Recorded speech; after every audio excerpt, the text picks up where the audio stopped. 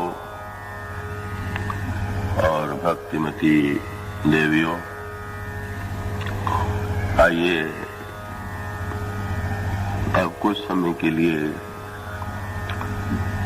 एकाग्र और शांत चित्त से धनुष यज्ञ की जो भूमिका कल प्रस्तुत की गई थी उसके आगे आज विचार करें। आप जितने एकाग्र और तन्मय रह करके सुनेंगे, आपको समझने में और रसानुभूति में दोनों में सरलता हो।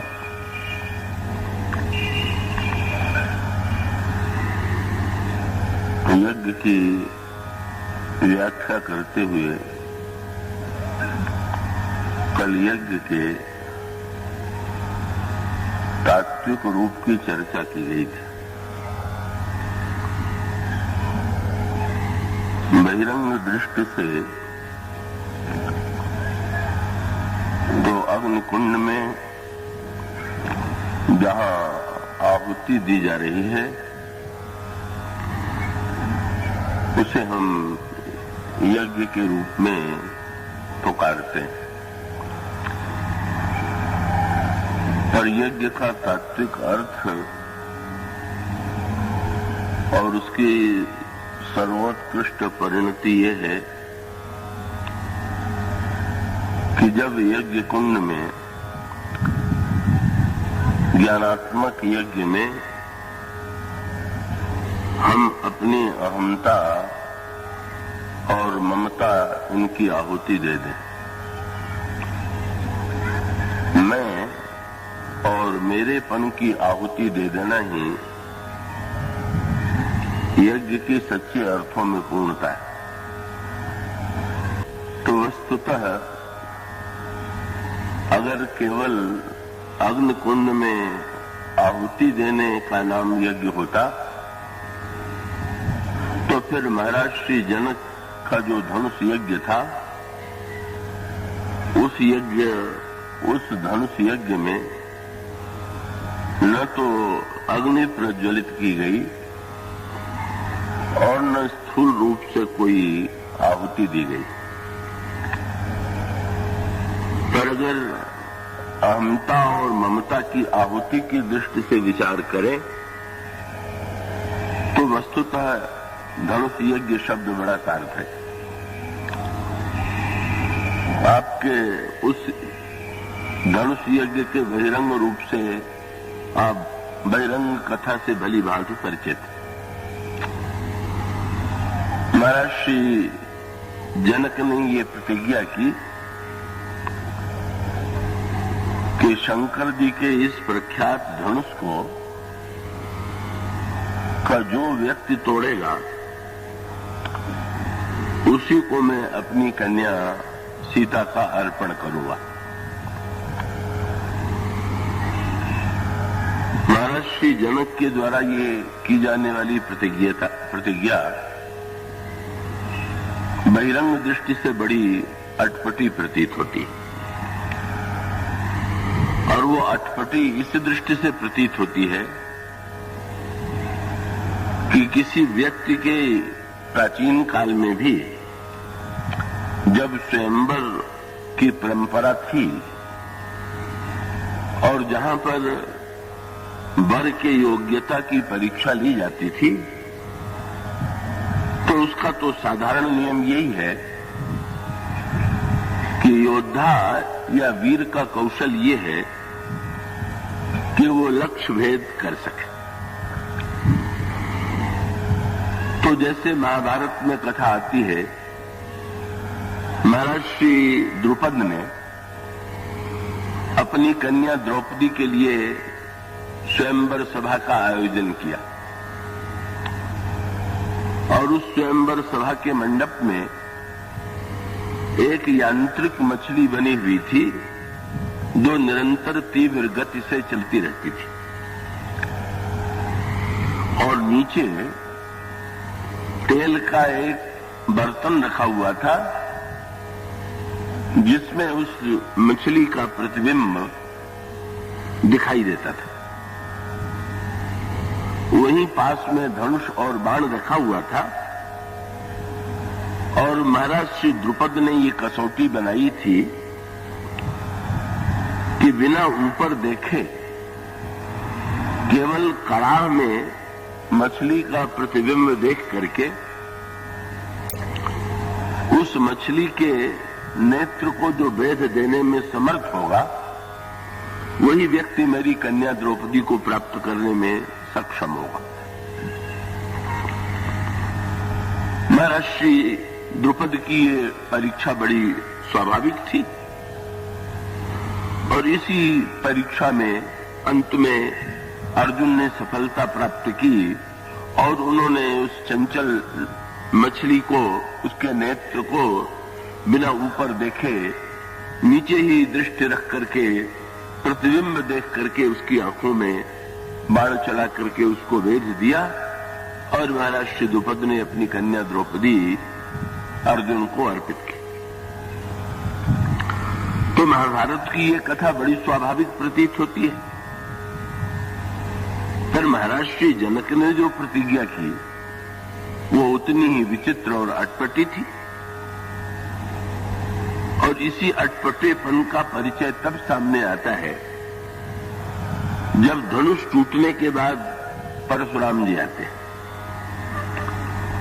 और परशुराम जी महाराज जनक से जब पूछते हैं कि इस धनुष को किसने तोड़ा, तो ऐसा पूछते हुए ये महाराज श्री जनक के लिए एक बड़े कठोर शब्द का प्रयोग करते हैं और वो कठोर शब्द है कहू जड़ जनक धनुष के ही तोड़ा। अरे मूर्ख जनक, ये बता कि इस धनुष को किसने तोड़ा। तो धनुष तोड़ने वाले के विषय में पूछना कि इसमें तो कोई आपत्ति नहीं, पर जिससे पूछा जा रहा है उसको जड़ और मूर्ख की उपाधि दे करके पूछने के पीछे परशुराम की भावना क्या थी। परशुराम जी ये कहना चाहते थे कि धनुष तोड़ने वाले ने तो बहुत बड़ा अपराध किया ही है, पर तोड़ने वाले के मूल में ये जो धनुष तोड़ने का कार्य संपन्न हुआ है, इसके मूल में तुम्हारी जड़ता और तुम्हारी मूर्खता। तुमने यदि ये प्रतिज्ञा न की होती कि धनुष तोड़ने वाले को मैं अपनी कन्या दूंगा, तो कोई व्यक्ति धनुष तोड़ने की चेष्टा न करता। तुम इतने बड़े मूर्ख हो कि विश्व के इतिहास में किसी व्यक्ति ने आज तक ये प्रतिज्ञा नहीं की, किसी योद्धा के योग्यता की परीक्षा धनुष को तोड़ना नहीं है, धनुष को चलाना है। किसी वस्तु को तोड़ देने में कला नहीं है, उसका सदुपयोग करने में कला है और धनुष का उपयोग तो यही है कि उस पर बाण रख करके लक्ष्य का भेद किया जाए। ऐसी स्थिति में अगर तुम्हें अपनी कन्या के लिए योग्य वर की आवश्यकता थी तो तुम्हारा कर्तव्य ये था कि तुम ये प्रतिज्ञा करते कि जो शंकर जी के धनुष के द्वारा लक्ष्य भेद करेगा उसे मैं अपनी कन्या दूंगा। और अगर उस धनुष का प्रयोग लक्ष्य भेद में किया गया होता तो मुझे कोई आपत्ति न होती, पर तुमने धनुष तोड़ने की प्रतिज्ञा, और ये प्रतिज्ञा तो हर दृष्टि से तुम्हारी जड़ता का प्रमाण है। परशुराम जी का संकेत इस ओर था कि भगवान शंकर के द्वारा इस धनुष को पाने के बाद तुम न जाने कितने वर्षों से धनुष की पूजा कर रहे थे, और इस तरह से जब किसी मूर्ति की या किसी चिन्ह की व्यक्ति पूजा करता है तो वो तो निरंतर इस बात के लिए सावधान रहता है कि जिस मूर्ति की वो पूजा करता है वो कहीं टूट न जाए। मूर्ति को लोग कितना संभाल करके पूजा करते हैं, मूर्ति खंडित न हो जाए इसकी कितनी चिंता करते। परशुराम जी का तात्पर्य यह था कि जिस धनुष की तुमने इतने दिनों तक पूजा की, तो उसी धनुष को तुमने तोड़वा दिया। क्या ये तुम्हारी मूर्खता और जड़ता नहीं? तो परशुराम जी के क्रोध की बात को अगर अलग करके देखें तो ये प्रश्न होना स्वाभाविक है कि इस प्रतिज्ञा का उद्देश्य क्या था। और महाराज श्री का जो प्रतिज्ञा जनक ने की, इसके पीछे उसका रहस्य क्या है और उसके पीछे यज्ञ की कौन सी भावना। तो सबसे पहले एक संकेत मैं आपके सामने करूंगा। भगवान श्री राम के चरित्र में आपको धनुष के साथ 4 वस्तुएं मिलेंगी। धनुष को चलाना, धनुष को खींचना, धनुष को तोड़ना और सबके अंत में धनुष को छोड़ना। आप चारों प्रसंगों पर दृष्टि डालें। जब विश्वामित्र भगवान श्री राम को अपनी यज्ञ रक्षा के लिए लेकर के जा रहे थे, उस समय सबसे पहले ताड़का आती है। सुनी ताड़का क्रोध कर भाई, और तब विश्वामित्र जी ने भगवान श्री राम से कहा कि राघवेंद्र, धनुष पर बाण रखो और बाण के द्वारा इस ताड़का का वध करो। श्री राम ने धनुष पर बाण रख करके बाण का संधान किया, ताड़का का वध किया। ये विश्वामित्र की प्रेरणा से भगवान राम धनुष चलाते हैं, बाण चलाते हैं धनुष के ऊपर। और परशुराम जी के संदर्भ में, परशुराम जी के अंतःकरण में जब बाद में संशय हुआ कि कहीं मुझी से तो कोई भूल नहीं होती है, नहीं हो रही है, तो उन्होंने श्री राम से कहा कि मैं चाहता हूं कि मेरे पास जो विष्णु भगवान का धनुष है, तुम उसको चढ़ा करके दिखाओ। तुम अपनी ओर खींचो और चढ़ाओ तो मैं समझ लूंगा कि तुम ईश्वर। भगवान राम वहां पर, भगवान राम के द्वारा वहां धनुष खिंचता भी है, बिना खींचे खिंच जाता है और चढ़ भी जाता है।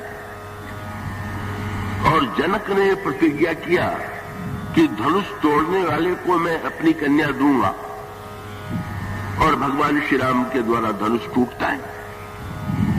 धनुष को चढ़ाना, धनुष को खींचना, धनुष को तोड़ना, पर इसके अंत में भगवान श्री राम के द्वारा धनुष के छोड़ने की जो प्रक्रिया हुई, जिस धनुष और बाण के द्वारा उन्होंने लंकाधिपति रावण को जीत लिया। व्यक्ति को तो अपने योद्धा को अपने अस्त्र के प्रति बड़ी महत्व बुद्धि होती है। विजयादशमी के दिन तो राजा लोग और क्षत्रिय अपने शस्त्र की पूजा किया करते थे। शस्त्र की पूजा की परंपरा बड़ी प्राचीन रही है और आज भी बहुत से लोग अपने शस्त्र की पूजा करते हैं। भगवान श्री राघवेंद्र ने जिस धनुष और बाण के द्वारा लंकाधिपति रावण का वध किया, राक्षसों का संहार किया, जो ही भगवान राम अयोध्या में आए और पुष्पक विमान से उतर करके उनकी दृष्टि गुरु वशिष्ठ की ओर गई, भगवान श्री राम ने पहला कार्य यही किया कि वो जो धनुष और बाण था उसे अपने धनुष को कंधे से उतार करके बाण को अपने हाथ से और धनुष और बाण दोनों गुरु वशिष्ठ के चरणों के समक्ष रख दिया। आप वो पंक्ति पढ़ते हैं, देव वशिष्ठ मुनि नायक देखे प्रभु मई धरी धनुष आए। और इन्हीं में श्री राम के व्यक्तित्व और चरित्र की पूर्णता है और इसी में भगवान राम की ईश्वरता। मैं आशा करता हूं विषय गंभीर चुना गया है, फिर भी आप अपनी एकाग्रता से उसमें तन्मय रह करके उसको ग्रहण करेंगे और उसका रस लेंगे। इसका तात्पर्य क्या है? पहले धनुष के कहिए भगवान शंकर के संदर्भ में भी यही बात मिलेगी और श्री राम के संदर्भ में भी यही बात मिलेगी। शंकर जी ने भी अपने धनुष का त्याग किया और भगवान राम ने भी अपने धनुष का त्याग किया। वस्तुतः तो इसके मूल में अंतरंग तत्व ये है कि धनुष जो है उसको गोस्वामी जी ने कई रूपों में प्रस्तुत किया और वो सभी बड़े सांकेतिक रूप हैं। भगवान विष्णु का जो धनुष है वो विज्ञान का प्रतीक है और भगवान शंकर का जो धनुष है वो अहंकार का प्रतीक है। धर्मरथ के प्रसंग में धनुष का नाम लिया गया है, धनुष का वर्णन किया गया है बर विज्ञान कठिन कोदंडा। विज्ञान जो है वही कठोर कोदंड है और शंकर जी जो है वो समष्टि अहंकार के देवता है। अहंकार शिव बुद्धि अज मनुष्य से चित्त महान मनुज रूप सचराचर रूप राम भगवान। और ये अहंकार और विज्ञान शिव का धनुष अहम का प्रतीक है पर वो शिव अहम का प्रतीक है, अशिव अहम का नहीं। और इसका अभिप्राय है कि व्यक्ति के जीवन में अहंकार की आवश्यकता है कि नहीं, हमें अहंकार की पूजा करनी चाहिए कि नहीं। और इसका उत्तर यह है कि अहंकार की निंदा बार बार की गई है पर बार बार अहंकार की निंदा करने पर भी अगर आप गहराई से विचार करके देखें तो अहंकार के बिना तो संसार का कोई व्यवहार चल ही नहीं सकता है।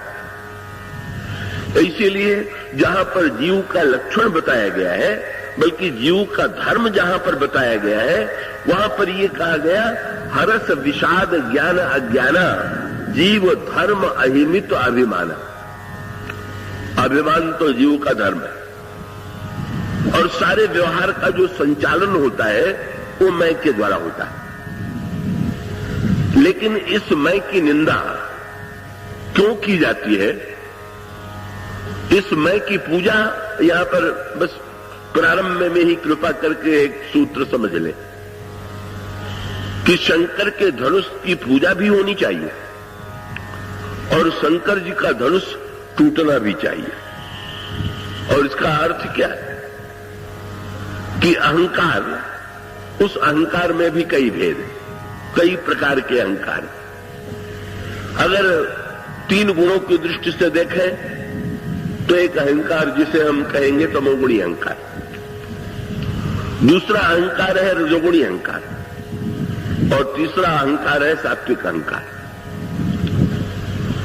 तो तमोमय अहंकार जो है, जो दूसरों को कष्ट दे करके अपने को बड़ा बनाना चाहे, वो तमोमय अहंकारी है। इसका अभिप्राय है दूसरे का धन छीन करके, दूसरे की वस्तुओं का अपहरण करके जो लोगों के तुलना में अपने को बड़ा सिद्ध करने की चेष्टा कर रहा है, वो तमोमय अहंकार से ग्रस्त है। और रजोगुणी अहंकार का तात्पर्य है कि सत्ता के द्वारा, धन के द्वारा जो अपने आप को दूसरों की तुलना में श्रेष्ठ सिद्ध कर रहा है, वो रजोगुणी अहंकारी है। जहां छीनने की वृत्ति है वहां पर तमोमय अहंकार है और जहां पुरुषार्थ करके उन्नति करने की वृत्ति है वहां रजोगुणी अहंकार है। और तीसरा अहंकार सात्विक अहंकार। और इस सात्विक अहंकार का है कि जिस अहंकार की प्रेरणा से आप सत्कर्म करते हैं, दान देते हैं, पूजा करते हैं, पाठ करते हैं, यज्ञ करते हैं, तो यहां के मूल में भी तो किसी न किसी प्रकार का मैं है। उसका अभिप्राय यह है, जब आप कहेंगे तो यही कहेंगे कि मैं पाठ करता हूं, मुझे पूजा करनी है, मैं दान देता हूं। और इसका अभिप्राय यह है कि सत्कर्म के मूल में भी अहंकार है। अब ऐसी स्थिति में ये जो निंदा की गई है वो निंदा तमो में अहंकार की है। इसीलिए आप देखेंगे हनुमान जी जब रावण की सभा में जाते हैं तो रावण से अनुरोध करते हैं। ये सांकेतिक अर्थ ये है कि ये जो विकार है ये मनोरोग है। जैसे शरीर में रोग होता है इसी प्रकार से जो मन के दुर्गुण है ये मनोरोग है। और जैसे शरीर में रोग होने पर वैद्य के द्वारा दवा और पथ्य बताया जाता है और रोगी को उसको स्वीकार करना चाहिए, इसी प्रकार से रावण है रोगी। और भगवान राम पहले लंका में क्यों नहीं गए? पहले हनुमान जी को क्यों भेजा? भगवान ने सोचा रावण रोगी है तो हनुमान जी वैद्य है। वैद्य क्यों है हनुमान जी? भाई शरीर के रोग का तो वैद्य एक है और मन के रोग को दूर करने वाला वैद्य कौन है? तो मानस के उत्तरकांड में कहा गया सद्गुरु वैद्य, सद्गुरु ही वैद्य। तो प्रभु ने हनुमान जी को इसीलिए भेजा कि भाई शंकर के रूप में तुम रावण के गुरु हो, चेला बीमार पड़ जाए तो गुरु को ही उसकी चिकित्सा करनी चाहिए। इसलिए वैद्य जी जाइए और रोगी को ठीक करने की चेष्टा कीजिए। और हनुमान जी रावण की दवा करने की बड़ी चेष्टा करते हैं। पर समस्या ये है कि भाई रोगी जब अपने को रोगी मानता हो और वैद्य को वैद्य मानता हो तब तो रोग की दवा होगी। पर अगर एक रोगी, ये विचित्र बात, ये शरीर के रोग में और मन के एक रोग में बहुत बड़ा अंतर है कि शरीर का रोगी तो अपने को रोगी मानता है, पर ये मन के जितने रोगी होते हैं ये अपने को रोगी न मान करके सामने वाले को रोगी मानते हैं। ये विचित्र बात। इसीलिए मन का रोग दूर होना बड़ा कठिन है, क्योंकि सबसे पहली शर्त तो यही है कि रोगी को लगे कि मैं रोगी हूं। पर वो तो बात आती है ना, हनुमान जी ने रावण को दवा भी दिया, रावण को पथ्य भी दिया। हनुमान जी ने रावण से बहुत बढ़िया दवा कौन सी दी? भगवान के चरणों की भक्ति की दवा दिया, क्योंकि उत्तरकांड में बताया गया है रघुपति भगत इस सजीवन मूरी। भगवान के चरणों की जो भक्ति है वही अमृत में दवा है। हनुमान जी ने दवा दे दिया। राम चरण पंकज धरो। और वैद्य ये भी बता देते हैं कि क्या खाना और क्या मत खाना। तो हनुमान जी ने बता दिया कि एक चीज तुम छोड़ दो। क्या? अभिमान छोड़ दो। लेकिन हनुमान जी इतने उदार वैद्य हैं। कई वैद्य तो इतना कठिन पथ्य बता देते हैं कि रोगी सुन के घबरा जाए। अगर कोई वैद्य आकर के सारी वस्तुओं को ही छोड़ने के लिए कह दे तो रोगी शायद उसकी बात से सहमत न हो। हनुमान जी चाहते तो रावण से कह सकते थे कि तुम पूरा अभिमान छोड़ दो, और बड़े उदार वैद्य। भगवान के भक्ति की दवा का सेवन करो और साथ साथ इतना मेरी बात मान लो। मोह मूल बहुशूल अप्रद त्यागहु उत्तम अभिमान। पूरा अभिमान छोड़ने के लिए मैं नहीं कहता। राजा हो तो तुम रजोगुणी अहंकार को भी रखो। तुम पुलस्त मुनि के पौत्र हो, तुम तपस्वी और पंडित भी रह चुके हो, तुम सात्विक अहंकार भी जीवन में बनाए रखो, पर कम से कम दूसरों को पीड़ित करने वाला, दूसरों को मिटाने की वृत्ति वाली जो तुम्हारी अभिमान की वृत्ति है तुम इसको छोड़ दो। उसका अभिप्राय यह है कि प्रारंभ में सबसे पहले व्यक्ति को उस अहंकार को छोड़ देना चाहिए जो अहंकार दूसरों को कष्ट पहुंचाने में, दूसरों को पीड़ा पहुंचाने में आनंद का अनुभव करता है। पर रावण का जैसा रोगी वो तो विचित्र ही है। क्या ये तो हो सकता है कि वैद्य जो है नाड़ी देख करके उसको पता चल जाए कि रोगी कितने दिन बचेगा, मरेगा कि जिएगा। पर यहां तो वैद्य और रोगी का जो संवाद है वो तो बिल्कुल उल्टा। हनुमान जी ने वैद्य के रूप में दवा बताई, तमो में अहंकार छोड़ने के लिए कहा, और रोगी पर क्या प्रतिक्रिया पड़ी? खूब हंसने लगा। रोगी को तो रोना चाहिए, पर ये ऐसा रोगी है कि जो हंस रहा, और उससे भी बड़ी बात क्या, हनुमान जी से कह दिया, बोला बिहसी महाअभिमानी, मिला हमहि कपि गुरु बड़ ज्ञानी। ओ, आप आए हैं गुरु बन करके मुझे समझाने उपदेश दे रहे, और जानते हो क्या होने वाला है? क्या? मृत्यु निकट आई खलतुल, तुम मरने ही वाले हो। जब रोगी वैद्य से ही कहने लगे कि तुम मरने ही वाले हो, तो फिर वो रोगी तो किस स्थिति में पहुंचा हुआ है। वैद्य वह हनुमान जी ने जो ही सुना समझ गए, और प्रभु ने भेज तो दिया, पर ये रोगी तो असाध्य रोगी है, ये तो वैद्य की ही मृत्यु की बात कर रहा है। हनुमान जी ने कहा कि हाँ, मृत्यु तो होगी, पर उल्टा हो ही कहा हनुमाना। अब मृत्यु तो रोगी की होती है, वैद्य की क्यों होने लगी? तो मृत्यु तो होगी, पर वस्तु तो तुम्हारी ही होगी। इसका सांकेतिक अर्थ ये है कि भाई अभिमान के बिना तो कोई व्यक्ति होता ही नहीं है, पर उस अभिमान में जो बुराइयां हैं, उन बुराइयों से धीरे धीरे हम अपने आप को बचाने की चेष्टा करें। हम पहले तमोमय अहंकार को छोड़ें, दूसरों को पीड़ा पहुंचाने वाले आनंद को छोड़ें, और उसके बाद तमोमय अहंकार का परित्याग करके हम रजोगुणी अहंकार स्वीकार करें। रजोगुणी अहंकार के लिए हम प्रयत्न करें, पुरुषार्थ करें, आगे बढ़ने की चेष्टा करें। अगर व्यक्ति में रजोगुणी अहंकार न हो तो समाज में जो बड़े बड़े कार्य होते हैं, का बड़े उत्कृष्ट आयोजन होते हैं, बहुत सी अच्छी बातें होती हैं, इसके लिए व्यक्ति के जीवन में रजोगुण की आवश्यकता है। तो इस रजोगुणी अहंकार को भी हम स्वीकार करें और पुरुषार्थ के द्वारा आगे भी बढ़ने की चेष्टा करें, और दूसरों के समक्ष अपनी श्रेष्ठता को स्वीकार करने के बाद भी हमारे अंतःकरण में अच्छे कार्य करने की वृत्ति उत्पन्न हो। जब हमारे जीवन में रजोगुणी अहंकार हो तो उसके बाद उससे भी ऊपर उठने की आवश्यकता है, क्योंकि रजोगुणी अहंकार में केवल अपने को ऊपर उठाने की वृत्ति है। कृपया एकाग्रता समझें, दूसरे को कष्ट देख करके अपने को ऊपर उठाना ये तमोगुणी अहंकार, और स्वयं अपने आप को पुरुषार्थ से ऊपर उठाना ये रजोगुणी अहंकार। लेकिन इसके बाद हम अपने जीवन में रजोगुण से भी ऊपर उठ करके सात्विक अहंकार को स्वीकार करें।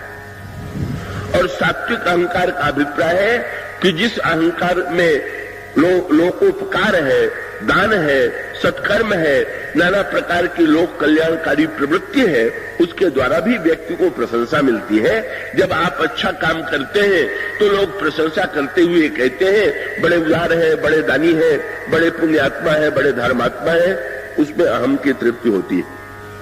लेकिन कम से कम इस प्रकार का जो अहम होता है उसके द्वारा व्यक्ति अच्छे कार्य तो करता है। तो भाई रजोगुणी अहंकार से उठ करके सतोगुणी तमोगुणी अहंकार से उठ करके रजोगुणी अहंकार में आवे, और फिर रजोगुणी अहंकार से भी ऊपर उठ करके सात्विक अहंकार को जीवन में स्वीकार करें। किंतु अंत में सात्विक अहंकार को पहले तो सात्विक अहंकार के व्यक्ति बड़ा बड़ा त्याग करता है, मैं ऐसा कर सकता हूं, ऐसा वाक्य जब व्यक्ति बोलता है तो उसका अर्थ ये है कि भाई अगर मेरे अंतःकरण में सात्विक अहंकार है और उस सात्विक अहंकार के द्वारा हम श्रेष्ठ कार्य करते हैं तो अहंकार जो है वो भी अपेक्षित है। ये जो परशुराम जी का जीवन है, परशुराम जी के जीवन में इसी सात्विक अहंकार को स्वीकार किया गया। उनके मन में व्यक्तिगत रूप से राज्य की कोई कामना नहीं, किसी भोग की कोई कामना नहीं, पर उनके मन में एक सात्विक गर्व है, मैं ब्राह्मण हूं और क्षत्रियों ने यदि अन्याय किया है तो उस अन्याय को मिटाना ये हमारा कर्तव्य है। और उस सात्विक अहंकार के द्वारा उन्होंने अन्याय के विरुद्ध संघर्ष किया और अन्याय को मिटाने के लिए जिन्हें उन्होंने अन्यायी माना उन्हें दंडित करने की चेष्टा किया। किंतु याद रखिए सात्विक अहंकार से भी अंत में व्यक्ति को ऊपर उठना हो। पहले हम रजोगुणी और तमोगुणी अहंकार छोड़ करके सात्विक अहंकार की पूजा करें, पर सात्विक अहंकार भी अंत में कहीं न कहीं जाकर के ये जो सात्विक अहंकार है वो भी त्याग करने नहीं योग्य। पर इसके त्याग करने की पद्धति क्या? अब जरा भगवान शंकर के चरित्र पर विचार कीजिए। देखिए, परशुराम जी जब बिगड़े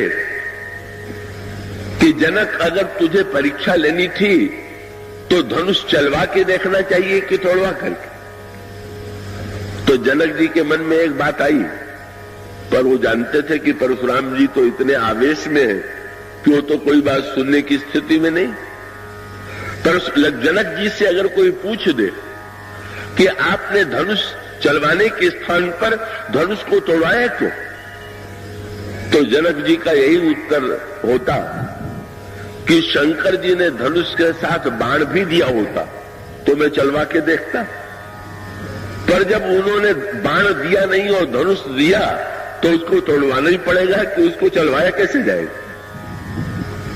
भगवान शंकर ने बाण क्यों नहीं दिया, केवल धनुष क्यों दिया, और इस धनुष को का टूटना आवश्यक क्यों है? और उसका अर्थ यह है कि भाई सात्विक अहंकार का एक उद्देश्य पूरा होने के बाद आप उसको छोड़ेंगे कि नहीं छोड़ेंगे। जैसे दृष्टांत तो दे दे, एक न्यायाधीश न्यायालय में जब बैठता है तो न्यायाधीश का अभिमान स्वीकार करता है कि नहीं? वो मानता है कि मैं न्याय के आसन पर बैठा हुआ हूं, मैं न्यायाधीश हूं, मैं न्याय कर रहा हूं, ये मैं न्यायाधीश को स्वीकार करना चाहिए। लेकिन स्वीकार ही करना चाहिए कि उसको छोड़ना भी चाहिए। और उसका उत्तर यही है कि न्यायाधीश अगर न्यायाधीश मान करके और न्याय का अभिमान लेकर के न्याय करे तो प्रशंसनीय, पर जब वहां से लौट करके घर में आवे तो न्यायाधीश को बाहर कचहरी में ही छोड़ के आवे, कहीं पत्नी के सामने भी न्यायाधीश बनकर के बात न करने लगे, बेटे से बात करते समय भी मैं न्यायाधीश हूं, कई लोगों को यही रोग लग जाता है कि वो हर समय जो व्यवहार एक जो वस्तु मिली हुई है उसको इतना अपने आप में लाद लेते हैं कि वो उसको, अरे भाई किसी वस्तु को बोझ उठाना ये तो पड़ता ही है, पर उतारना भी तो चाहिए। किसी वस्तु को आप दिन रात लादे रहेंगे तो कितनी बड़ी थकान आपके मस्तिष्क पर होगी। इसी प्रकार से किसी पद का अभिमान भी व्यक्ति लाद लेगा और वो पत्नी से भी न्यायाधीश के समान व्यवहार करने लगे, बच्चे से भी न्यायाधीश के समान व्यवहार करने लगे, मित्र से भी न्यायाधीश के समान व्यवहार करने लगे, तो उसका न्यायाधीशत्व जो है वो अभिशाप बन जाएगा। इसलिए सात्विक अभिमान को उतने देर के लिए स्वीकार कीजिए जितने देर उपयोगी है, और उसके बाद स्वयं को उससे अलग किए बिना आपको आनंद नहीं मिलेगा। देखिए ना, हम लोग दिन में कितने कपड़े पहनते, कितना ठाट बाट बनाते कर्म करने के लिए, लेकिन रात्रि में जब विश्राम करना चाहते हैं तो अपने आप को उस बोझ से हल्का कर देते हैं। और इसका अभिप्राय है कर्म करते हुए आप सात्विक अभिमान स्वीकार करें, पर उसके बाद अगर विश्राम पाना चाहे तो जरा ये जो कोट ओट है, ये जो कपड़े उपड़े हैं, जरा इनको उतार करके बस आनंद से कफिर का उतना शरीर कड़ा रख के मत चलिए जैसे सड़क पर चलते हैं। पलंग पर आप जाते हैं तो अपने हाथ पैर को कितना ढीला कर देते हैं। इसका अभिप्राय ये है कि भाई ये क्रिया जिसको जीवन में नहीं आती दिन भर बनाइए और रात को बिगाड़िए। क्यों? दिन भर बनाइएगा नहीं तो कर्म नहीं होगा, पर रात को पलंग पर सो करके भी बनाने लगेंगे। कई लोगों को नींद क्यों नहीं आती? वो पलंग पर सोए सोए भी बनाने के फेर में पड़ जाते हैं। क्या करना है, कैसे करना है, क्या नहीं किया है, परिणाम क्या हुआ? अरे भाई उस समय तो छोड़िए, सब जो कुछ आपने बनाया है उसको एक ओर रख दीजिए। अगर आप उसको अपने मस्तिष्क से उतार नहीं सकते तो आपको सुख की नींद कभी ले आवी। तो भाई सात्विक अहंकार जो है सत्कर्म करने की प्रेरणा तो देता है, पर सात्विक अहंकार से सच्चा विश्राम तो नहीं मिल सकता। और इसलिए उस विश्राम के लिए भगवान शंकर के चरित्र में तत्व आया। इस धनुष का उन्होंने कितना बड़ा सदुपयोग किया, और वो सदुपयोग क्या था? एक त्रिपुरासुर नाम का दैत्य था, बड़ी अनोखी कथा आई। और उसके पास एक ऐसा विमान था जो निरंतर आकाश में चक्कर काटता रहता था, और उस विमान में 3 नगर बने हुए थे, एक सोने का, एक चांदी का और एक लोहे का। और उसने ये वरदान पा लिया था कि वो एक बाण के द्वारा जो तीनों नगरों को एक साथ जला देगा, तभी उसकी मृत्यु होगी। होता यह था कि उस त्रिपुरासुर से लड़ने की चेष्टा बहुतों ने किया, पर होता यह था कि कभी अगर त्रिपुरासुर सोने के नगर में हुआ और उस पर बाण चलाया गया तो चांदी के नगर में चला जाता था, चांदी के नगर में हुआ और बाण चलाया गया तो लोहे के नगर में चला जाता था। परिणाम होता था कि ये एक नगर से दूसरे नगर में चक्कर काटता रहता था और इसकी मृत्यु नहीं होती थी। और तब भगवान शंकर से देवताओं ने आकर के प्रार्थना किया कि महाराज इस त्रिपुरासुर का संहार तो आप ही कीजिए। और तब भगवान शंकर के लिए ये धनुष बनाया गया। भगवान शंकर के लिए जो धनुष और बाण बनाया गया, पुराणों में उसका बड़ा तात्विक वर्णन है, किन साधनों के द्वारा धनुष बनाया गया और किन साधनों के द्वारा बाण बनाया गया। और वो धनुष और बाण शंकर जी को दिया गया। भगवान शंकर ने इस धनुष पर बाण रख करके एक साथ वो सोने, चांदी और लोहे, इन तीनों के नगरों को जला दिया।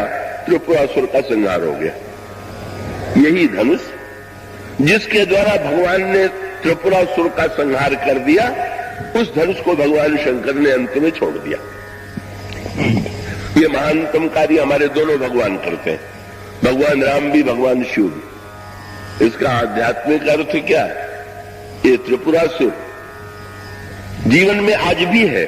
शंकर जी ने स्वयं लोक कल्याण के लिए जिस स्थूल त्रिपुरासुर का वध किया था, आध्यात्मिक अर्थों में ये जो हमारे और आपका मन है, यही त्रिपुरासुर है। और ये त्रिपुरासुर के 3 नगर है, काम, क्रोध और लोभ। एक लोभ वाला नगर जो है वो सोने का नगर है, काम वाला नगर जो है वो चांदी वाला नगर है, और क्रोध वाला नगर ये लोहे वाला नगर है। और मन तीनों में चक्कर काटता रहता है। और इसके लिए आवश्यकता है धनुष की। सात्विक अभिमान का धनुष बनाइए और साधन का बाण साधन करते हुए जो दिव्य बाण है, इसका अभिप्राय है मन को जीतने के लिए ऐसा दिव्य, चाहे आप योगी हैं तो योग के माध्यम से, भक्त है तो भक्ति के माध्यम से, ज्ञानी है तो विचार के माध्यम से मन की सत्ता को जीतने और मिटाने की चेष्टा कीजिए। भगवान शंकर के द्वारा ये कार्य पूरा हुआ। पर पूरा होने के बाद इस धनुष को शंकर जी ने छोड़ क्यों दिया? किसी ने तुलसीदास जी से पूछ दिया कि धनुष तो इतनी सरलता से या तो लगता था कि टूटना ही नहीं जानता, और श्री राम के हाथों में पहुंचा तो ऐसे टूट गया कि लगता है कि जैसे रंच मात्र इसको तोड़ने में कोई परिश्रम पड़ा ही नहीं। उसका उत्तर तुलसीदास जी ने दिया कि भाई ये तो धनुष जो था वो शंकर जी का चेला था, और जैसे गुरु शिष्य को जो पाठ पढ़ाता है, शिष्य उस पाठ को दोहरा दे तो गुरु को बड़ी प्रसन्नता होती। तो इस चेले को शंकर जी ने एक पाठ दिया। पाठ दिया क्यों? जब धनुष से त्रिपुरासुर को भगवान शंकर ने मार दिया तो चारों ओर शंकर जी की जय होने लगी, पर धनुष ने शंकर जी को थोड़ा सा प्रेम भरा उलाहना दिया। उन्होंने कहा, महाराज त्रिपुरासुर मर गया, आपने बड़ा संसार का कल्याण कीजिए, कल्याण किया, लेकिन मेरे मन में एक संदेह है, क्या आप मुक्ति के देवता हैं कि बंधन के देवता हैं? तो उन्होंने कहा संसार कहता है कि शंकर जी जो है मुक्ति देने वाले। तो धनुष ने कहा कि संसार को मुक्ति देते होंगे पर मुझको तो बांधते हैं आप, और अभी जब आप लड़ रहे थे तब भी आपने डोरी से कस के मुझे बांधा। हाँ, धनुष पर डोरी जो है, धनुष को झुका करके डोरी कस के जब तक बांधी न जाए तब तक बाण चलाए कैसे जाएगा? तो महाराज सबको मुक्ति आप देते हैं, मुझे बांधते हैं, मेरी मुक्ति जो है वो कभी होगी कि नहीं होगी? शंकर जी ने मुस्कुरा करके कहा बेटा जब तक रहोगे तब तक बंधोगे जरूर, बस यही उत्तर है। जब तक मैं है, चाहे जितना बढ़िया मैं हो, तब तक बंधन भी जरूर है। कहा उस बंधन से बच नहीं सकता। उन्होंने कह दिया जब तक ये मैं समाप्त नहीं होगा तब तक व्यक्ति बंधन से मुक्त नहीं होगा। तो महाराज आप क्या करेंगे? भगवान शंकर ने कहा मैं तो तुम्हारा त्याग कर देता हूं, और देखना महाराज जनक के पास तुम रहना और तुम प्रतीक्षा करना, जब भगवान राम आवे और तुम्हें उठा करके तोड़ना चाहे तो तुम टूट जाना, और जो ही टूट जाओगे तो ही बंधना छूट जाएगा। धनुष ने पाठ याद कर दिया, लेकिन धनुष ने शंकर जी से एक बात पूछी, महाराज अगर तोड़ने से ही मुक्ति मिलती है तो आप ही तोड़ दीजिए ना। शंकर जी ने कहा नहीं, मैं छोड़ूंगा और राम तोड़ेंगे। क्यों? बोले भक्त का काम केवल अभिमान छोड़ना है, अभिमान को तोड़ना तो केवल ईश्वर के बस की बात है और किसी के बस में नहीं। इसका अभिप्राय है कि जब भगवान बड़ी कृपा करे तब अभिमान समाप्त हो। सब कुछ आप समाप्त कर लीजिए, अभिमान आप छोड़ने की चेष्टा तो कर सकते हैं कि आप अधिक से अधिक नम्रता का व्यवहार करें, अभिमान की भाषा न बोलें, अभिमान का व्यवहार न करें, पर यह अभिमान तो ऐसा चक्कर काटने वाला है, ऐसे नए नए रूप बना करके आता है कि ये तो घूम फिर करके जब देखिए तो ये अपने रूप को ग्रहण कर देता है।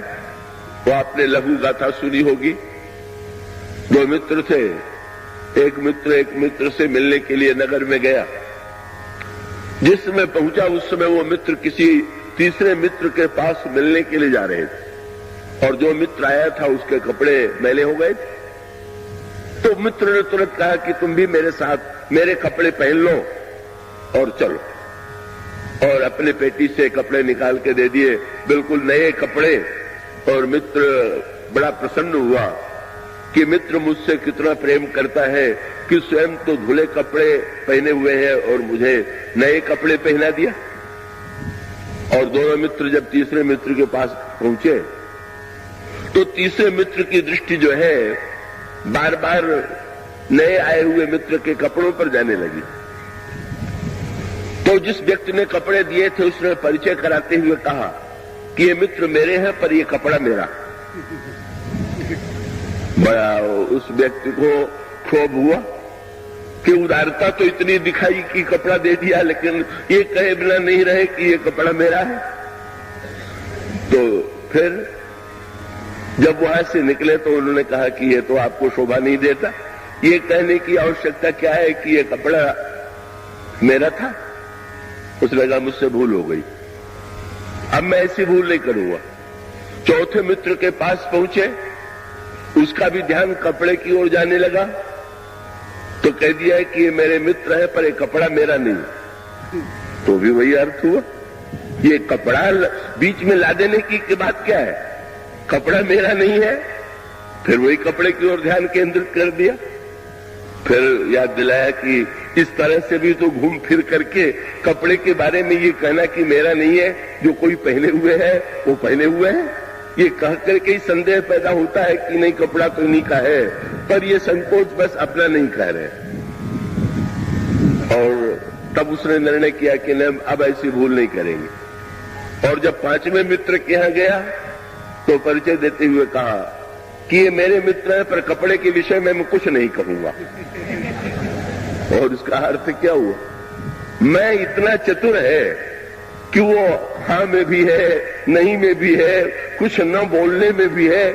मैं के रूप तो इतने विचित्र हैं, कभी भी व्यक्ति इस मैं से अपनी क्षमता से बच सकते ही नहीं, क्योंकि कुछ न कुछ शब्द तो बोलेगा, और जो बोलेगा उस बोलने में का वो अभिमान तो आ ही जाता है। अभिमान आने के लिए कहाँ नहीं आ सकता। हम ऊंचे आसन पर बैठे हुए हैं, हमें अभिमान हो सकता है कि मैं सबसे ऊपर हूं, श्रेष्ठ हूं, इसलिए ऊपर बैठा हुआ। और एक व्यक्ति जूते में बैठ करके भी अभिमान पाल सकता है क्या? अगर कोई जूते में बैठ के सोच रहा हो कि मैं कितना नम्र हूं कि सबसे पीछे बैठा हुआ, तो अभिमान ऊपर बैठने का भी, नीचे बैठने का अभिमान का रूप इतना विचित्र है कि वो जब आता है तो हर रूप में आता है। इस अभिमान से मुक्ति जो है वो व्यक्ति के अपने पुरुषार्थ की, अपने क्षमता से आप काम, क्रोध, लोभ इन बुराइयों को साधन के द्वारा जीतिए, सत्कर्म के द्वारा जीतिए, पर अंत में भगवान से प्रार्थना कीजिए, प्रभु सब कुछ भले ही मैं जीत लूं प्रयत्न और पुरुषार्थ से, पर अभिमान तो जब आप ही कृपा करके जीव का मिटावे तो ही मिटता। तुलसीदास जी ने तमो में, रजो में, सात्विक अहंकार का जो वर्णन किया है, उसमें 3 पात्र हैं रामायण में। शंकर जी का धनुष सात्विक अभिमान है, बाली में रजोगुणी अहंकार है, और कुंभकर्ण में तमोगुणी अहंकार। ये तमोगुणी अहंकार सबसे भयावना है। रावण के नगर में ये कुंभकर्ण रहता है, इसलिए नाम कितना बढ़िया चुना गया है इसका। जिसका कान घड़े के बराबर हो, तो क्या उसकी नाक छोटी थी क्या? या उसकी मूछ या उसका शरीर छोटा था क्या? केवल कान का नाम क्यों लिया गया कि जिसका कान घड़े की तरह? इसका अर्थ है अभिमानी का कान सबसे बड़ा होता है। बड़ा माने नाप तौल में बड़ा न मान लीजिएगा। अभिमानी का कान बड़ा होता है, इसका अर्थ यह है कि अभिमानी का ध्यान कान पर केंद्रित रहता है। कोई प्रशंसा करे, बस कैसे कान में प्रशंसा पड़े। प्रशंसा की शराब पीने की बेचैनी जिसके मन में है वो कुंभकर्ण ही है। वो कुंभकर्ण भले ही मर गया हो, पर हम लोगों में कितने कुंभकर्ण और कितने रावण। पर कृपा करके दूसरे को कुंभकर्ण न बना दीजिएगा। तो इस कुंभकर्णत्व को दूसरे में ढूंढना ये मनुष्य का स्वभाव। मुझे स्मरण आता है, दिल्ली में कथा हो रही थी। एक बड़े पदाधिकारी जल सेना के थे, अपनी पत्नी के साथ वो मुझे लेकर के गए थे कथा में। कथा समाप्त हुई, जब मैं गाड़ी में आकर के बैठ गया तो उन सेनापति ने मुझसे कहा कि ठहरिए, अभी कुंभकर्ण आ जाए तब न चले। उस दिन कुंभकर्ण की व्याख्या हुई थी। उनको कथा सुन करके लगा कि मेरी पत्नी पूरी कुंभकर्ण है। बोले कुंभकर्ण तो आ जाए। और संजोग ऐसा हुआ कि जब पत्नी आई तो आते ही उन्होंने कहा कि आज की कथा तो तुम्हारा ही वर्णन पूरा था। पति को लग रहा था पत्नी में कुंभकर्ण है, और पत्नी को लग रहा था कि कुंभकर्ण तो पति में ही। दूसरे में अभिमान नहीं, हम में कितना अभिमान है ये देखने और समझने की आवश्यकता है। तो ऐसी स्थिति में यूं कह लीजिए कि अगर हम अपनी प्रशंसा सुनने को बेचैन हैं, और कितने ऐसे व्यक्ति होंगे जो ये दावा करें कि अपनी प्रशंसा सुनने के लिए हम बेचैन नहीं, वो तो बहुत ही कठिन कार्य है। तो वही जहां पर प्रशंसा सुनने की बेचैनी है, वहां पर कुंभकर्णत्व आ गया। पर ये करता क्या है, आगे चल करके वर्णन आता है। इतना शक्तिशाली है कि उसको तो देख के ब्रह्मा घबरा गए। अगर कहीं ये दिन रात जगता रहा तो विश्व चौपट हो जाएगा। कुंभकर्ण पहले वरदान मांगने वाला था, 6 महीने जागे और 1 दिन सोए। सरस्वती जी ने बुद्धि बदल दिया। कुंभकर्ण ने कहा 6 महीने सोए और 1 दिन जागे। ब्रह्मा ने प्रसन्न होकर कहा ध्यान रखना, 6 महीने में 1 ही दिन जगना, और जिस दिन बीच में जगोगे जरूर मारे जाओगे। ये हम लोगों के कुंभकर्ण को भी ब्रह्मा जी ने यही वरदान दे दिया। ये जो हम लोगों का तमोगुणी अहंकार है, बड़ी कृपा किया। इतनी शांति से इतने लोग बैठे हुए हैं, जीवन में हजारों व्यक्ति शांति से अगर मिल रहे हैं, जुल रहे हैं, बात कर रहे हैं, तो आप समझ लीजिए कि जरूर कुंभकर्ण सो रहा होगा, तभी शांति है। अगर ये बुरे लोगों के मन में एक दिन कुंभकर्ण जग जाता है, चाहे व्यक्ति का कुंभकर्ण, चाहे समाज का कुंभकर्ण, चाहे जाति का कुंभकर्ण, कितना संघर्ष, कितना झगड़ा, कितना अनर्थ होता है ये कुंभकर्ण के जगने में, अभिमान के जगने में। कोई अभिमान जग जाए, मैं बड़ा हूं, मैं बड़ा श्रेष्ठ हूं, मैं धनी हूं, मैं बुद्धिमान हूं, मैं इस जाति वाला हूं, मैं ये इस तरह का व्यक्ति हूं, ये मैं जिस दिन जगता है उस दिन झगड़े प्रारंभ हो जाते हैं। ब्रह्मा ने वरदान दे दिया था, सो। और एक दिन जगने में भी इतना अनर्थ होता था कि विश्व उठा करके जब जगता था तो खाना ही खाना प्रारंभ कर देता। दूसरे को खा करके जो अपना पेट भरे, वही अभिमान का कुंभकर्ण है। सो कुंभकर्ण तो सो रहा था। रावण बेचैन हो गया, हमारी सेना तो मरी जा रही है, अब कुंभकर्ण को जगाना चाहिए। और उसने बिना मतलब 20 समय में कुंभकर्ण को जगा दिया। यह है संकेत। ब्रह्मा ने कृपा करके सुला दिया था और रावण ने जगा दिया। रावण मूर्तिमान मोह, ब्रह्मा बुद्धि के देवता है। बुद्धि के देवता की जब कृपा होती है तो हमारा अभिमान सो जाता है, और जब मोह हमारे हृदय में आता है तो हमारे अभिमान को जगा देता है। बिना सोचे समझे किस समय अभिमान जगने का भी एक समय हो तो कोई बात नहीं है, पर चाहे जिस समय बिना किसी कारण के ही अभिमान जग जाए, अनवसर में जग जाए, वो तो बहुत बुरी बात है। और रावण ने कुंभकर्ण को जगा दिया। और जगने के बाद फिर एक लंबा प्रसंग है, और उस लंबे प्रसंग की अंतिम परिणति होती है कि पहले तो रावण को कुंभकर्ण ने फटकार दिया, खूब फटकारा।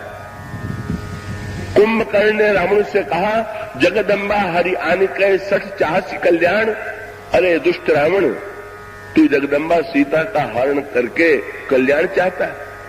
याद रखिए, पूरे रामायण में अगर रावण के लिए किसी ने सबसे कठोर शब्द का प्रयोग किया है रावण के परिवार और लंका के रहने वालों में, तो वो कुंभकर्ण। विभीषण शूर्पणखा भी फटकारती है, पर उतने कठोर शब्द नहीं। और विभीषण ने तो चरण पकड़ करके रावण को समझाने की चेष्टा किया, लेकिन कुंभकर्ण ने तो रावण को दुष्ट कह करके भी पुकार दिया।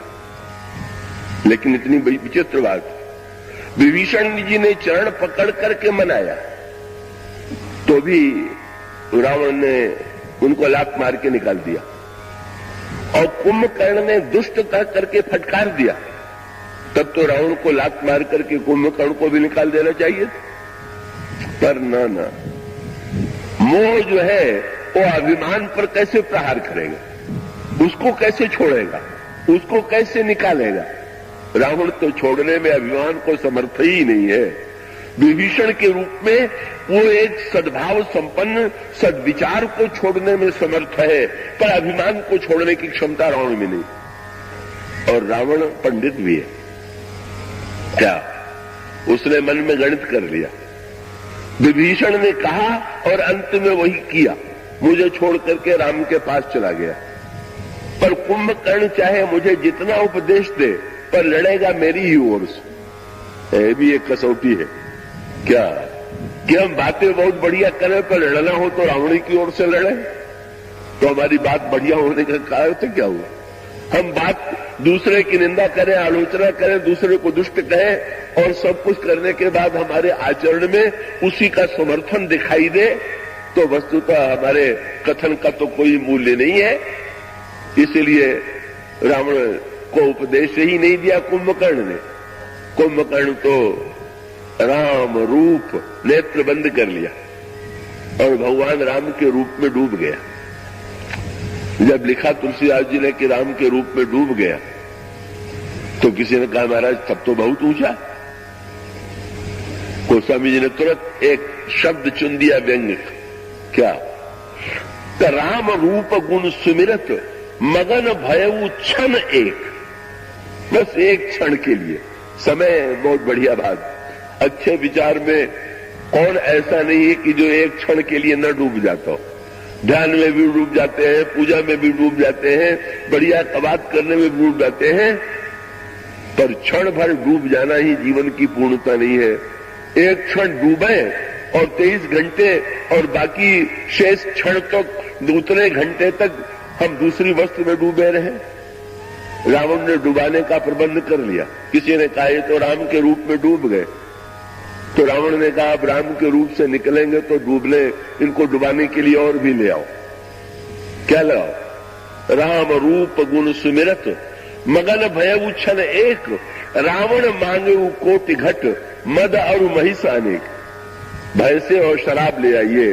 अब राम के रूप में तो बहुत डूबे, पर जरा शराब में भी तो डूब ले। ये अभिमान को चाहिए कोई न कोई डूबने की वस्तु। शराब चाहिए, वो शराब हर तरह की हो सकती है। धन की सुरा हो सकती है, पद की शराब हो सकती है, पांडित्य की सुरा हो सकती है। उस सुरा को पी करके कुछ क्षणों के लिए हम भगवान की याद करें और बाकी समय में हम किसी न किसी वस्तु की सुरा पी लें, अपने को अभिमानी बना लें। यही कुंभकर्ण की वृत्ति है, यही अभिमान का लक्षण है। और परिणाम क्या हुआ? जब कुंभकर्ण से रावण ने पूछा, गर्जना करने लगा शराब पी करके, महिष खाई कर मदरा पाना, गर्जा बजरा घास समाना। जब गर्जने लगा तो कुंभकर्ण से रावण ने मुस्कुरा के पूछा, कितनी सेना लेके लड़ने जाइएगा? कुंभकर्ण हंसने लगा, सेना लेकर के तुम लोग लड़ते हो, हम अकेले लड़ते। ये अहंकार कहता है कि और बुराइयां मिल के लड़े तो सफल होती, पर मैं अकेले ही आ जाऊं तो सबका सत्यानाश कर दूं। इसलिए उसने कह दिया मुझे कुछ नहीं चाहिए, कोई सहायक नहीं चाहिए। इसलिए गोस्वामी जी ने कहा कि कुंभकर्ण जो था वो अकेला जो है चला दुर्गतज सेन न संगा। नहीं आवश्यकता है किले की, नहीं आवश्यकता है सेना की, हम अकेले। और उसको अकेले आते देख करके बंदर तो खा गए धोखा। क्या बोले? आज तक लंका वाले बड़ी संख्या में आते थे, ये पहला मूर्ख आ रहा है जो अकेले चला रहा। कुंभकर्ण दुर्मद रणरंगा चला दुर्गतज सेन न संगा। और बानरों ने जब देखा तो पहले तो उनका नियम था कि कोई जब योद्धा आता था तो भगवान राम बताते थे कि इसको कौन मारेगा, लक्ष्मण जी मारेंगे कि अंगद मारेंगे कि हनुमान जी मारेंगे, कौन आक्रमण करेगा, किधर से आक्रमण करेगा, ये उसको बताया जाता था। लेकिन बंदरों ने सोचा अब इस अकेले से लड़ने के लिए पूछना ये तो व्यर्थ की बात है, इसको तो अभी हम मारे देते। बस वैसे चक्कर में पड़े, भगवान को तो कर दिया पीछे, पूछना भी भगवान से आवश्यक नहीं समझा और चल पड़े। गोस्वामी जी ने कहा जितने बंदर थे, किसी ने वृक्ष उखाड़ लिया, किसी ने पर्वत के टुकड़े ले लिए और जब कुंभकर्ण पर डाल करके फेंकने लगे तो कुंभकर्ण को तो ऐसा लगता था कि जैसे मेरे शरीर को कोई खुजला रहा। और इतने नहीं, बंदर जब पास में आए तो उठा के उसमें खाना शुरू कर दिया। ये कौन? ये बंदर सत्कर्म है। सत्कर्म के द्वारा जब हम प्रहार करते हैं कुंभकर्ण पर, अभिमान पर, तो अभिमान को खुजली होती है। ये जो थोड़ा पूजा पाठ का पत्थर फेंक करके, दान वान का पत्थर फेंक करके जब हम अभिमान को मारना चाहते हैं तो उसको खुजलाहट होती है। अच्छा भाई, ये भी एक आनंद है। लेकिन अगर कोई जाए तो उठा के खाना, जो खाना प्रारंभ किया, कोटि कोटि कपि धरि धरि खाई, जनु टीड़ी गिरी गुहा समाई। जैसे कोई टिड्डियां पर्वत की गुफा में बैठ जाए, बंदर वो खाने लगी, बंदरों को खाने लगा कुंभकर्ण। हाँ, ये बात जरूर थी कि बहुत से बंदर कान के रास्ते, नाक के रास्ते निकल भी भागे। हाँ भाई, एक कुंभकर्ण जब अभिमान खाने लगता है तो नाक कान के रास्ते कभी कभी निकल भागने वाले भी थोड़े लोग हैं, लेकिन वो तो बार बार उठा करके, कभी कभी ऐसा भी होता है कि सत्कर्म करके अभिमान नहीं हुआ तो नाक कान के रास्ते निकल के किसी तरह से बच गए। सो लेके फिर लिखा हुआ है हनुमान जी लड़े, हनुमान जी ने कुंभकर्ण को मूर्छित कर दिया, पर कुंभकर्ण ने हनुमान जी को भी मूर्छित कर दिया। एक बराबरी का एक बड़ा विचित्र युद्ध है, दोनों योद्धा ये अनोखी रूप। सुग्रीव लड़े तो सुग्रीव तो कुंभकर्ण को मूर्छित नहीं कर पाए, कुंभकर्ण ने उन्हीं को मूर्छित कर दिया और अंत में कुंभकर्ण ने तो सुग्रीव को मूर्छित करके बगल में भी दबा लिया और वो दबा करके बगल में ले जा रहा था रावण के पास, लेकिन सुग्रीव जी की मूर्छा बीच में ही खुल गई और जब देखा कि मैं कहां हूं, कुंभकर्ण के बगल में, तो बड़ा दुख हुआ। बहुत बढ़िया बात। सुग्रीव कौन है? बोले मेरा स्थान कहां था और मैं कहां आ गया? मेरा स्थान तो प्रभु के चरणों में था, ये मैं कुंभकर्ण के बगल में कैसे पहुंच गया? इसी प्रकार से जिसके जीवन में ये ग्लानि उत्पन्न हो कि मुझे तो भगवान के चरणों में होना चाहिए था, ये अभिमान ने मुझे दबा लिया। बगल में होने का अर्थ है अभिमान हम लोगों को दबा लेता है। सुग्रीव बड़े ज्ञानवान हैं, पर ज्ञानवान सुग्रीव को अभी अभिमान ने दबा लिया। ये है अभिमान की शक्ति।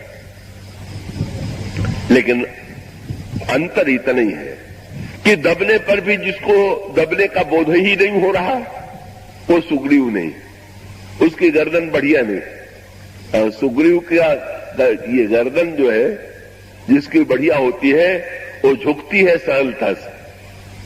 गर्दन का काम झुकना है। जिसका सिर झुके ही नहीं का उसकी तो ग्रीवा सुंदर है नहीं। कैसे लिए का सुग्रीव तो स्वभाव से अभिमानी नहीं है, पर अभिमान के चक्कर में पड़ गए और जब जग गए तो सोचने लगे अब क्या करें, इसको मार हम सकते नहीं, इससे लड़ सकते नहीं, बचे तो कैसे बचे? तो उन्होंने दो काम किए और बहुत बढ़िया उपाय उन्होंने किया। क्या? तुरंत मरे हुए की तरह वो बन गए। निबुक गए उतने ही मृतक प्रतीति। और ये बहुत बढ़िया मंत्र है। अभिमान से बचना हो उसके दबाव से, तो मुर्दे का ध्यान जरूर कर लीजिए, क्योंकि मुर्दा ही ऐसा है कि इस पर चाहे फूल बरसाइए, चाहे अभिनंदन पत्र पढ़िए, चाहे स्वागत कीजिए, चाहे सत्कार कीजिए, मुर्दे पर कोई प्रभाव नहीं पड़ता। वो और मरना सबको है, मुर्दा सबको ही होना है। और उस समय इनसे कई वृत्ति आ गई तो कुंभकर्ण ने सोचा कि ये तो मर गया मेरे दबाव से, और अब जब मर ही गया तो इसको लेकर के लंका में जाना व्यर्थ है, इसको हटाओ। सो उसने अपनी भुजा अभिमान का दबाव छूटा और अभिमान के दबाव से ज्ञान निकला, पर सोच दिया क्या कि अब क्या करें। कुंभकर्ण तो जीत करके जा रहा है, किसी तरह से इसको लौटाना चाहिए। और लौटाने के लिए उन्होंने कहा कि अब मैं इसका सिर तो काट नहीं सकता, पर नाक कान पर थोड़ी चोट तो पहुंचा ही सकता हूं। सो बंदर तो थे ही, उछले और दसनन काटी नासिका काना, कुंभकर्ण की नाक काट दिया। तो अभिमानी को तो अपने नाक की बड़ी चिंता रहती है और कान की भी। नाक नहीं कटे ये उसको बड़ी चिंता रहती है, और लोग मेरी प्रशंसा करें, तो कान और नाक में ही तो बेचारा केंद्रित है। सो भागे, बड़े चतुर निकले। उन्होंने बहुत बढ़िया भागना सीखा था सुग्रीव ने।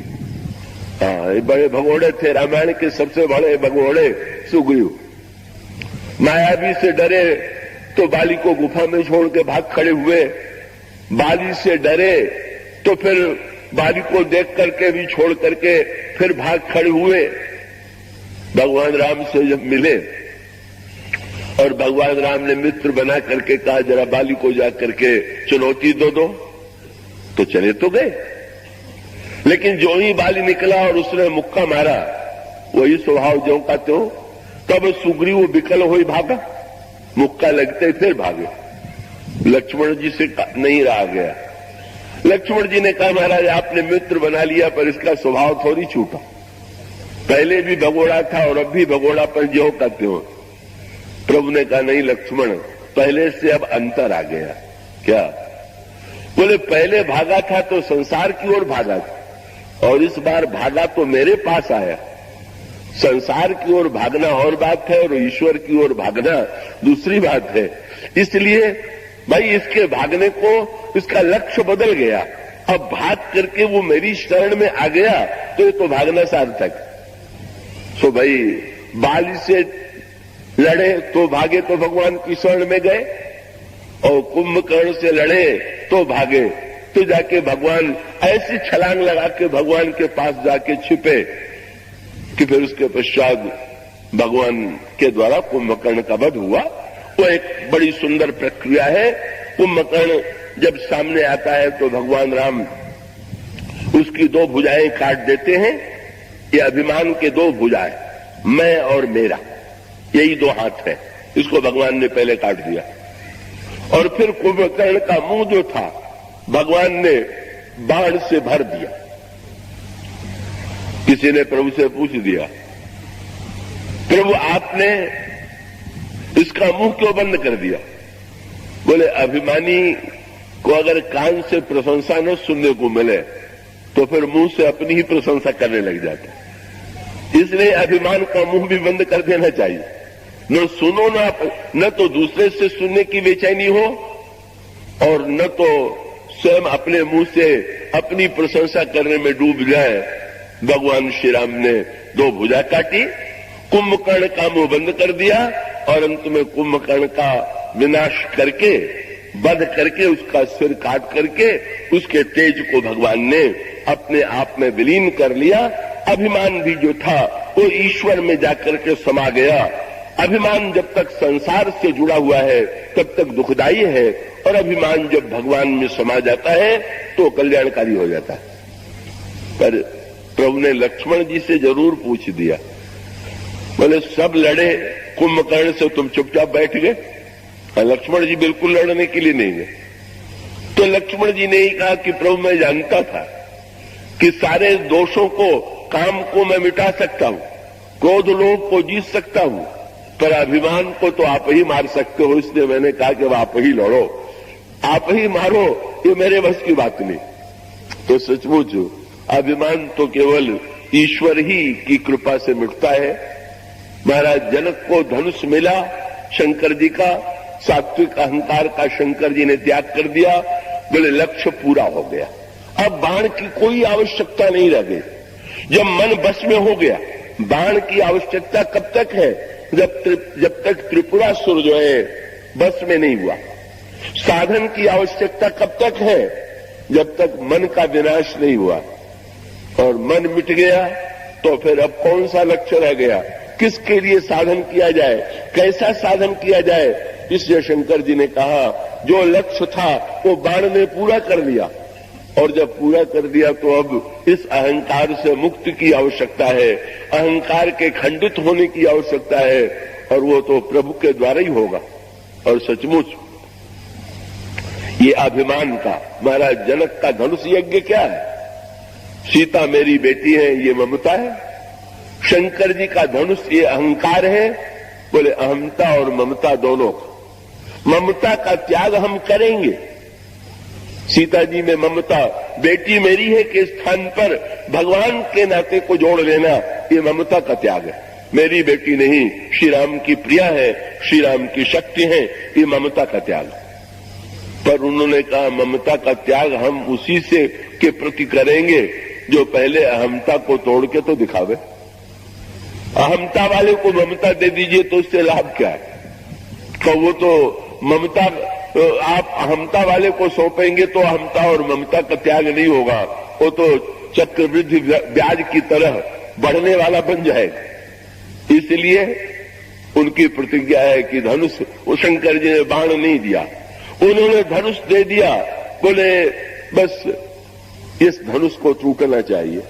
अभिमान जब टूटे तब ममता का त्याग हो, यही यज्ञ का सबसे बड़ा फल है। और भगवान श्री राम ने क्या किया? कैसे? का धनुष को उठाया और भगवान ने ठीक बीचों बीच ढूंढ लिया कि ये धनुष का केंद्र बीच कहां है, और तेही क्षण राम मध्य धनु तोड़ा। धनुष लिया और उसको बीच से पकड़ के तोड़ दिया। किसी ने पूछा प्रभु से, इसको आपने बीच से क्यों तोड़ा? भगवान ने मुस्कुरा करके कहा, अभिमान न तो जन्म के पहले होता है न मृत्यु के बाद में होता है, ये बीच में ही सारा चक्कर है। ये बीच वाला अगर तोड़ दिया जाए, बस थोड़े दिन का ही तो है चक्कर ये बीच वाला। कुछ समय के लिए धनी मान लीजिए, बुद्धिमान मान लीजिए, पदाधिकारी मान लीजिए, कुछ मान लीजिए, बोले इस बीच को भगवान, और भगवान कितनी बढ़िया बात हो गई।